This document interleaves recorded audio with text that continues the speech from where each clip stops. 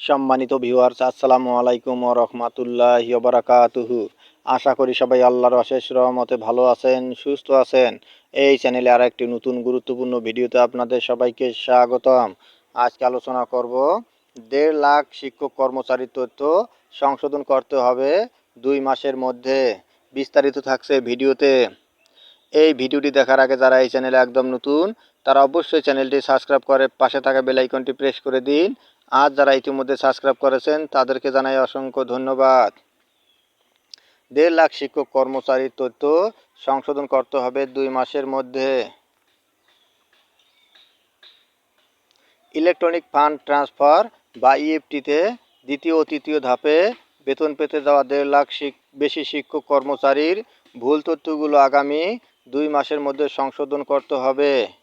এ সময়সীমার মধ্যে তথ্য সংশোধন না হলে সরকারি নির্দেশনায় শিক্ষক কর্মচারীদের বেতন ভাতা দেওয়া স্থগিত করা হতে পারে।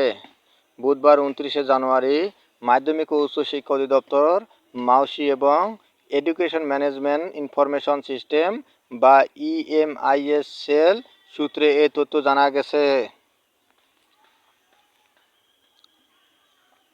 এ বিষয়ে মাউসির ফিনান্স অ্যান্ড প্রকিউরমেন্ট উইংয়ের উপপরিচালক আবু সাইদ মজুমদার দ্য ডেইলি ক্যাম্পাসকে বলেন, দ্বিতীয় এবং তৃতীয় ধাপে ইএফটিতে বেতন পেতে যাওয়া শিক্ষক কর্মচারীদের জাতীয় পরিচয়পত্র এবং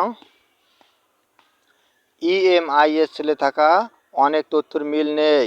কারো নামের বানানে ভুল রয়েছে, আবার কারো জাতীয় পরিচয়পত্রের নম্বর সঠিক নেই।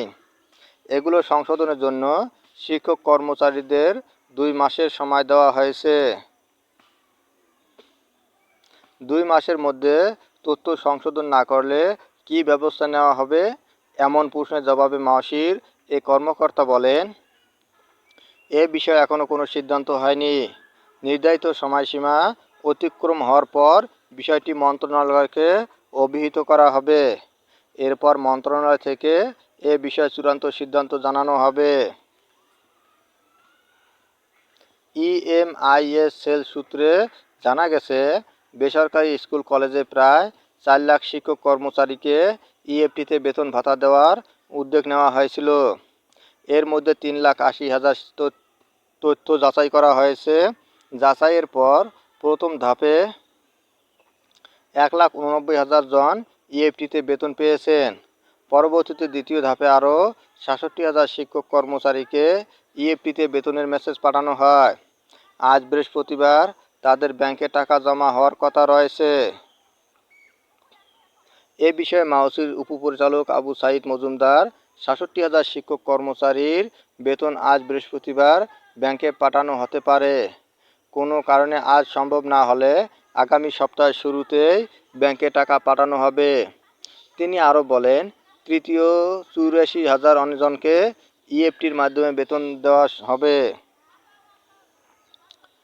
তাদের তথ্য যাচাই বাছাইয়ের কাজ চলছে জানিয়ে তিনি বলেন, এ প্রক্রিয়া শেষে প্রার্থীদের তথ্য শিক্ষা মন্ত্রণালয়ে পাঠানো হবে। মন্ত্রণালয়ের অনুমোদনের পর অর্থ ছাড়ের জন্য চিফ অ্যাকাউন্ট্যান্ট এর কাছে পাঠানো হবে। এরপর ব্যাংকে টাকা যাবে। এ প্রক্রিয়া শেষ হতে কিছুটা সময় লাগবে। জানা গেছে, সরকারি কর্মকর্তা-কর্মচারীরা ইএফটির মাধ্যমে বেতন ভাতা পান।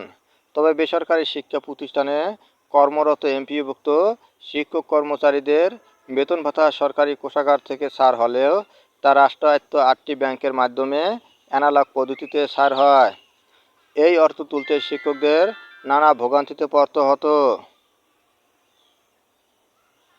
ব্যাংকগুলোর মাধ্যমে বেতন ভাতা ছাড়ের জন্য কয়েক পর্যায়ে অনুমোদন সহ সংশ্লিষ্ট কাজে অনেক ক্ষেত্রেই এমপিওভুক্ত শিক্ষকদের বেতন ভাতা পেতে দেরি হয়। অনেক সময় পরের মাসের 10 তারিখের পরও আগের মাসের বেতন ভাতা জোটে। এর পরিপ্রেক্ষিতে গত 5 অক্টোবর বিশ্ব শিক্ষক দিবসে ইএফটিতে বেসরকারি শিক্ষকদের